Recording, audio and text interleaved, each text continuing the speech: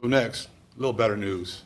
I'll be sharing outcomes pertaining to a successful cross-agency investigation that ultimately resulted in the arrest of 18-year-old Michael Sanders III on 2 counts of armed robbery.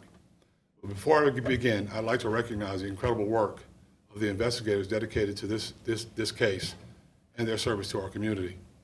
This investigation was handled by the Robbery and Violent Crimes Unit, while the location and apprehension of Sanders was conducted by JSO's Community Problem Response Unit. Because of the coordinated efforts of these detectives, Sanders' robbery spree was ended in just a matter of days before it escalated. And based off previous knowledge, these things always escalate. The more they get away with it, the more they do. So on January 12th and 21st, Sanders planned and executed armed robberies with almost identical characteristics. In both cases, Sanders posted on a social media marketplace site to sell a mobile phone. In each robbery, the victim and Sanders communicated over a social media site and set up a time and place for the purported transaction. When Sanders arrived on each scene, rather than conduct the agreed upon transaction, he robbed the victim at gunpoint of cash money or money from a cash app. Pulling resources and expertise from the Robbery and Violent Crime Unit, detectives quickly identified Sanders as a serial robber and built criminal cases against him. After an arrest warrant was issued for Sanders, detectives with the Community Problem Response Unit were tasked with locating Sanders.